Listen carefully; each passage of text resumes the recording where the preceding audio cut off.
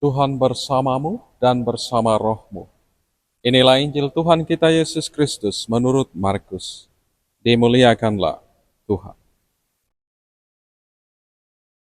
Sekali peristiwa, ketika Yesus dan murid-muridnya masuk ke sebuah rumah, orang banyak datang lagi berkerumun, sehingga makan pun mereka tidak dapat.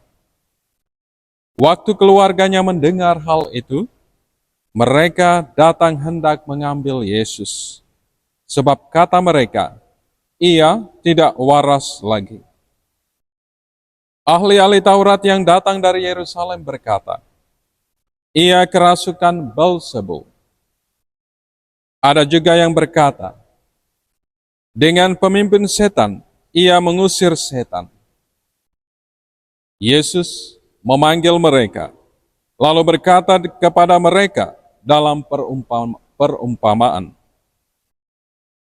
bagaimana iblis dapat mengusir iblis? Kalau suatu kerajaan terpecah-pecah, kerajaan itu tidak dapat bertahan. Dan jika suatu rumah tangga terpecah-pecah, rumah tangga itu tidak dapat bertahan.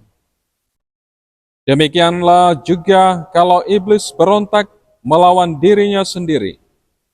Dan kalau ia terbagi-bagi, ia tidak dapat bertahan. Malahan sudah tamatlah riwayatnya.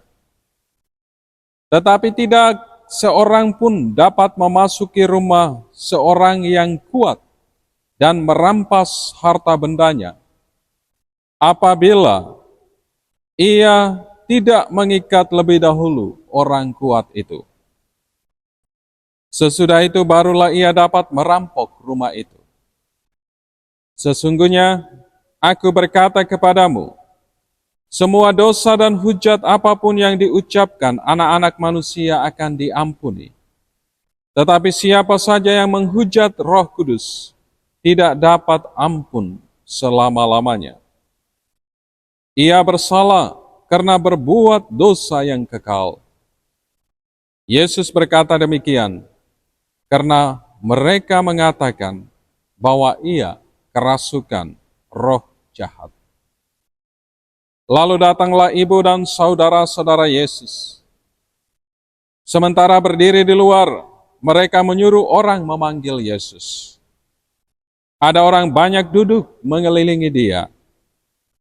Mereka berkata kepada Yesus, lihat, ibu dan saudaramu ada di luar dan berusaha menemui engkau. Jawab Yesus kepada mereka, siapakah ibuku dan siapakah saudara-saudaraku? Yesus memandang orang-orang yang duduk di sekelilingnya itu dan berkata, inilah ibuku dan saudara-saudaraku.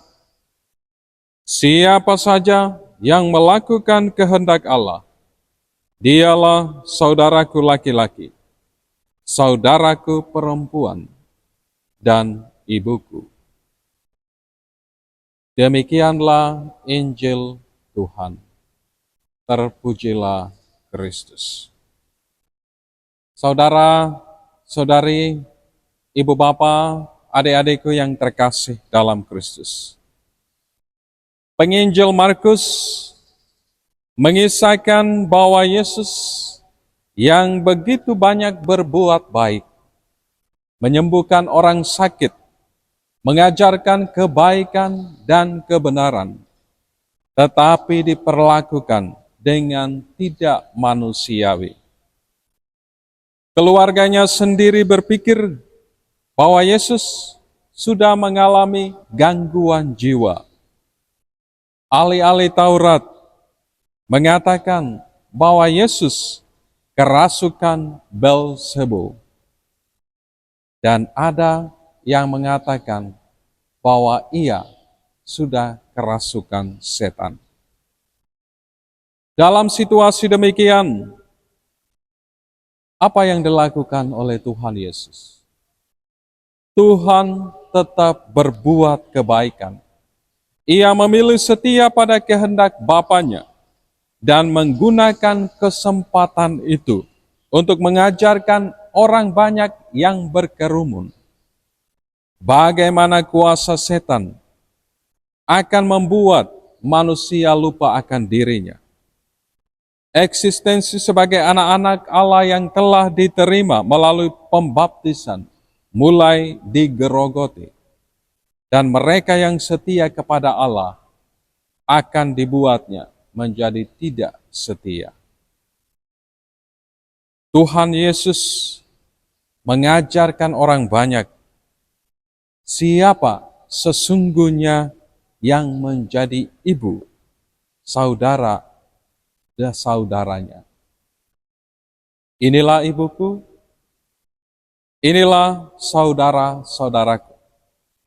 Siapa saja yang melakukan kehendak Allah, dialah saudaraku laki-laki, saudaraku perempuan, dan ibuku. Ibu bapa, saudara-saudari, adik-adikku yang terkasih dalam Kristus. Sejak kehidupan gereja perdana, kita sudah melihat dan mengalami bahwa orang-orang yang percaya kepada Kristus ditolak dan sering dituduh sebagai orang sesat dan kafir. Menghadapi semuanya ini, hendaklah perikop Injil Markus yang kita dengar pada hari ini tentang hidup dan karya Yesus harus menjadi teladan kita. Kita harus akrab dengan yang namanya penolakan, merangkul rasa sakit, dan tetap mengasihi walaupun dimusuhi.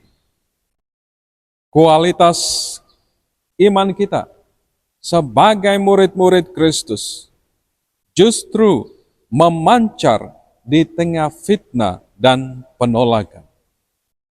Karena itu adalah bukti kemuridan kita yang otentik dalam Kristus. Kristus dimuliakan karena tegar menghadapi segala bentuk penganiayaan dan setia sampai mati. Ibu bapa, saudara-saudari, adik-adikku yang terkasih dalam Kristus. Ada dua hal yang boleh saya ajak kita sekalian untuk renungkan bersama melalui perikop Injil yang kita dengar pada hari Minggu ini. Pertama, hati-hatilah dengan kesombongan rohani. Salah satu kecenderungan dalam diri kita adalah menganggap diri paling benar dan paling mampu, yang menyebabkan kita merasa bahwa kita bisa hidup tanpa pertolongan Tuhan dan bantuan sesama. Ingatlah, hidup dan segala yang kita miliki di dunia ini adalah anugerah pemberian dari Tuhan. Dan kita tidak bisa berbuat apa-apa kalau tanpa Tuhan, jika Tuhan tidak berkarya, bekerja bersama kita.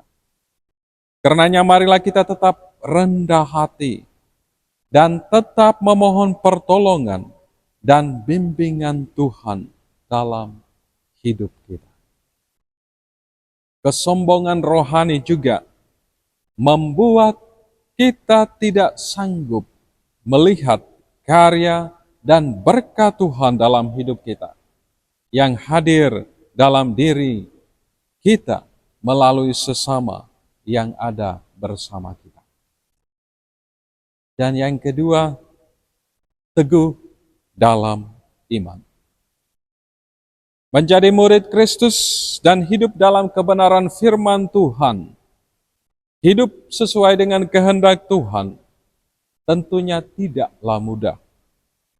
Pasti ada tantangan dan cobaan dalam hidup beriman kita. Pasti kita tidak disukai, disenangi oleh orang lain. Dalam situasi demikian, kita harus tetap hidup dalam kebenaran. Hidup sesuai dengan kehendak Tuhan.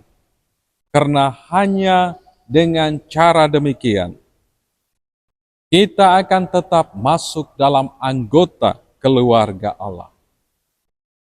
Inilah ibuku, inilah saudara-saudaraku. Siapa saja yang melakukan kehendak Allah, dialah saudaraku laki-laki, saudaraku perempuan, dan ibuku. Berkat Tuhan beserta kita sekalian. Bapa, Putra, dan Roh Kudus. Amin.